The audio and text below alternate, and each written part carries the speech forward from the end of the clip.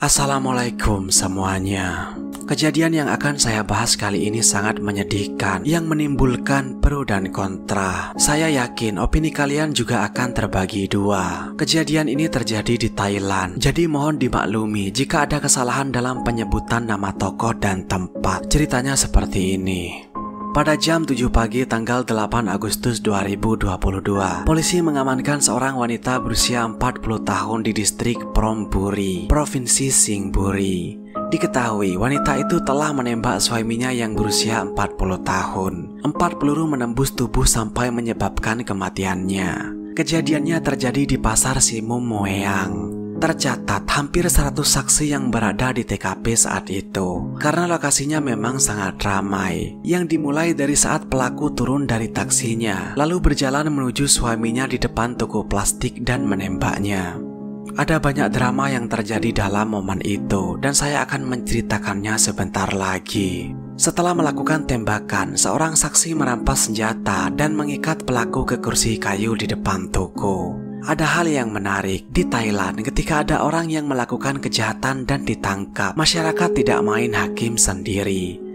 Mereka tetap mengamankan pelaku sampai polisi datang. Tapi tentu saja mungkin konteksnya karena pelaku adalah seorang perempuan. Jika laki-laki mungkin ceritanya beda lagi. Setelah itu polisi mengamankannya. Saat di jalan, pelaku memohon kepada polisi untuk diantar ke rumah mertuanya untuk meminta maaf karena telah menembak anaknya. Polisi mengabulkannya. Saat di rumah mertuanya, sang ibu sangat marah dan sedih. Dia bahkan sempat menendang kaki pelaku. Oleh karena itu, polisi membawa pelaku pergi untuk diinterogasi.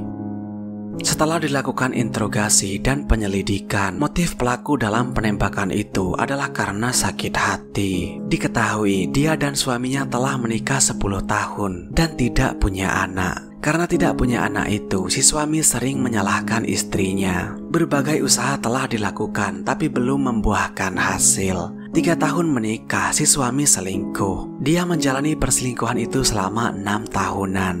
Si wanita selingkuhan bersaksi bahwa si suami berselingkuh karena istrinya tidak bisa memberikan keturunan. Jadi perselingkuhan itu adalah pelarian agar beban pikirannya tidak terlalu berat.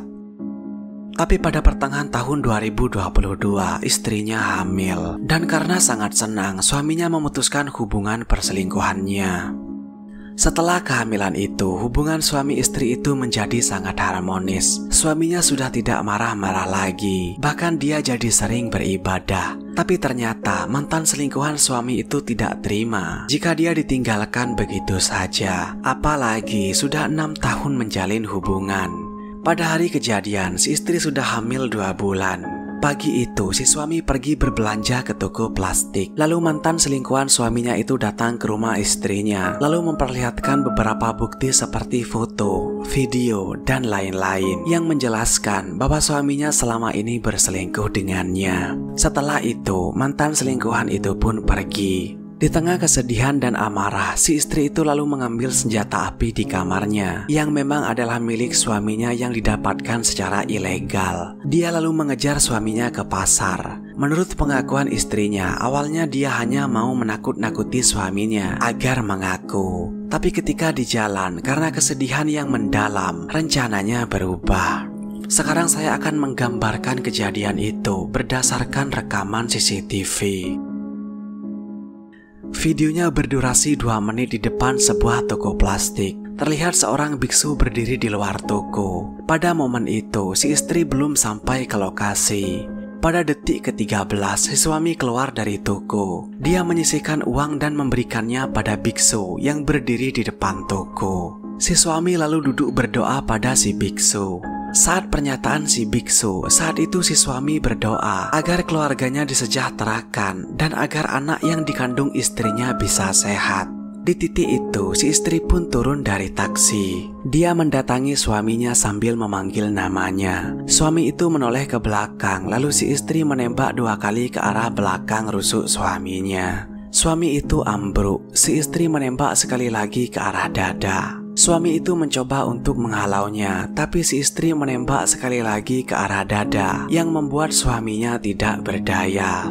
Terlihat seorang wanita baju hitam mendekati untuk menjauhkan si istri, tapi karena tembakan terakhir membuat dia lari masuk ke dalam toko. Saat suaminya sekarat, si istri lalu duduk mendekat dan memeluk suaminya selama beberapa detik. Dia lalu berdiri dan menodongkan senjata itu ke kepalanya sendiri. Tapi seseorang berbaju biru dari toko datang, seperti menasihati istri itu untuk menghentikan niatnya. Si istri lalu kembali duduk ke arah suaminya. Dia memegang wajah suaminya dan memeluk suaminya itu. Sepertinya si istri menangis. Pria baju biru lalu mendekat dan berusaha mengambil senjatanya, tapi si istri mengarahkan senjata itu ke kepalanya lagi. Beberapa detik kemudian, pria baju biru lalu berhasil merebut senjatanya dan mengamankan si istri. Videonya pun berakhir. Tersangka mendapat 4 dakwaan, yaitu pembunuhan berencana, membawa senjata api di muka umum, dan kepemilikan senjata api tanpa izin. Tidak diketahui vonis apa yang diberikan hakim.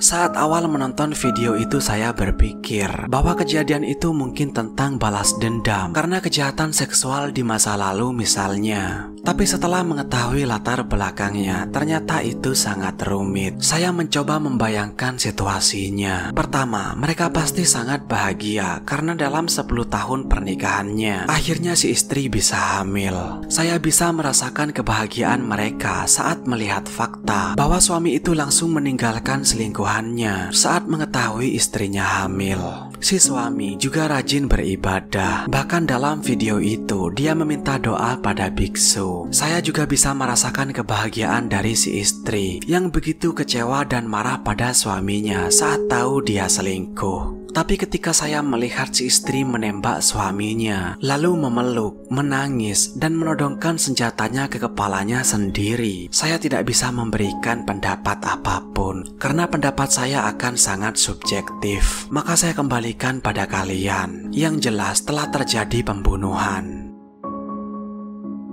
Kasus ini memberikan pelajaran yang sangat berharga tentang mahalnya harga kesetiaan dalam pernikahan. Tetaplah aman dan saya akan menemui kalian pada kesempatan berikutnya. Terima kasih sudah menonton.